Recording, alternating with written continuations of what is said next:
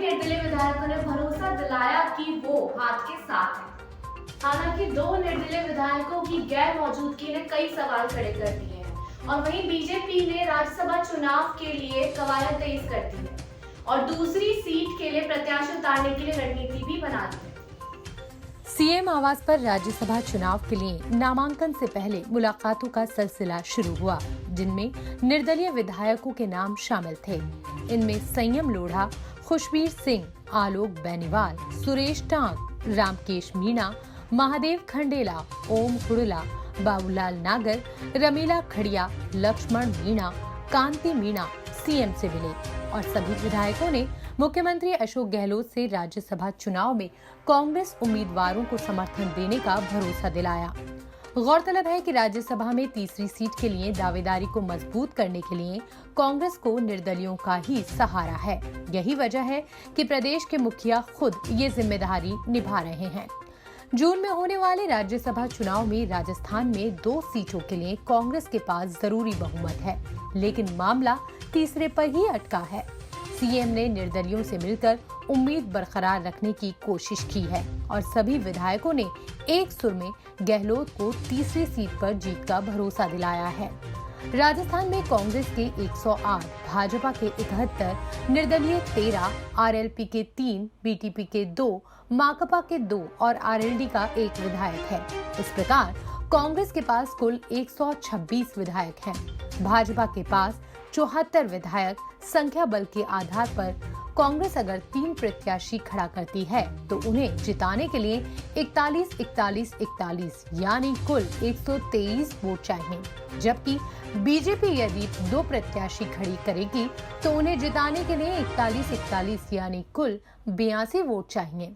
ऐसे में एक सीट के लिए मुकाबला बेहद रोचक हो जाता है। हालांकि इसके लिए भाजपा को कांग्रेस खेमे के 8 वोट तोड़ने होंगे, जो बेहद मुश्किल नजर आ रहा है। सीएम ने 13 में से 11 से मुलाकात की, 11 का भरोसा मिला, लेकिन 2 नदारद रहे। इन दोनों का गायब होना ही सबसे ज्यादा अचंभे में डालता है। ये 2 नाम हैं राजकुमार गौड़ और बलजीत यादव, जिनका बाहर से कांग्रेस को समर्थन हासिल है।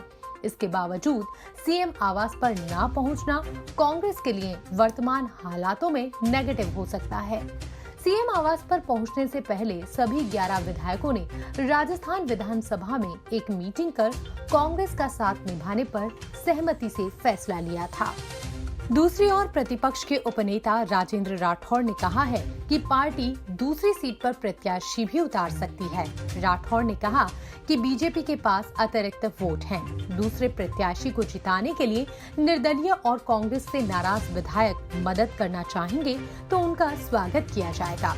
विधायकों की संख्या के लिहाज से एक सीट पर बीजेपी का प्रत्याशी जीतना तय है, लेकिन 30 विधायकों के अतिरिक्त वोट होने के कारण भाजपा ने दूसरा प्रत्याशी भी उतारने के संकेत दिए हैं। ऐसे में निर्दलीय विधायकों के साथ कांग्रेस सरकार और पार्टी से नाराज चल रहे विधायकों की भूमिका अहम हो जाती है। हमारे पास 30 वोट सरप्लस है, इसलिए निश्चित तौर पर दूसरे उम्मीदवार को उतारने के लिए चर्चा हम करेंगे और जो ही हमारे पार्लियामेंट्री बोर्ड का काम है, निर्णय करने का काम पार्लियामेंट्री बोर्ड का। राठौड़ ने कहा कि भाजपा प्रत्याशी उतारे जाने को लेकर एक रणनीति के तहत फैसला लेगी। फिलहाल प्रदेश कोर कमेटी ने इस मसले पर प्रारंभिक चर्चा कर ली है और पार्टी आलाकमान के निर्देश के बाद पार्टी अपने पत्ते खोलेगी। राठौड़ के अनुसार मुख्यमंत्री अशोक गहलोत ने अपनी सरकार और सत्ता बचाए रखने के लिए निर्दलीय व अन्य छोटे राजनीतिक दलों के विधायकों को मंत्रिमंडल और सरकार में कई पद देने का आश्वासन दिया था, लेकिन वो आश्वासन पूरा नहीं हुआ, जिसके बाद विधायकों में आक्रोश है। राठौड़ ने कहा कि इसी आक्रोश के चलते विधायकों के अंदर सरकार के प्रति नाराजगी है और यदि वे बाहर आते हैं तो विपक्ष के नाते बीजेपी उनका स्वागत करेगी। देखिए, हमने कभी भी बाड़ेबंदी नहीं की, अपने कार्यकर्ताओं से मिलना जुलना मीटिंग करना ही कोई बड़ी बात है। क्योंकि आप सबके सामने 35 दिन तक सरकार बाड़ाबंदी में बंद रही 5 सितारा और 35 दिन तक उन निर्दलीय की, बीटीपी के लोगों की, सीपीएम के लोगों की और मिजाज खुशी में सरकार लगी रही। सरकार ने बहुत से वादे भी किए, सरकार के मंसूबे थे कि वो संसदीय सचिव बनाकर सलाहकारों को गाड़ी देकर सुविधाएं देकर उन सबको संतुष्ट करने के सरकार के मंसूबे थे।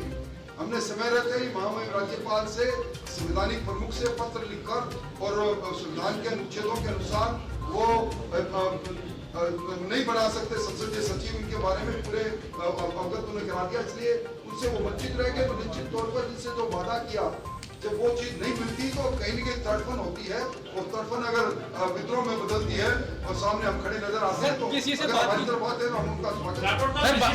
पीसीसी मुख्यालय के अंदर एक लंबे अंतराल के बाद और मंत्री दरबार के अंदर भी जिस प्रकार की स्क्रीनिंग करके अंदर आने दिया जा रहा है, मैं नहीं समझता कि उसके अंदर आम आदमी को किसी प्रकार की राहत मिलेगी।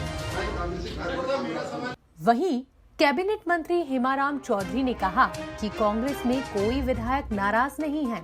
10 जून को राज्यसभा के चुनाव के दौरान पता चल जाएगा कि कांग्रेस पार्टी एकजुट है और तीनों सीटें जीत जाएंगे। कांग्रेस विधायक गणेश घोगरा की नाराजगी के सवाल पर भी हेमाराम चौधरी ने कहा कि वो नाराज नहीं हैं। उन्होंने केवल अपनी बात मुख्यमंत्री अशोक गहलोत के समक्ष रखी है।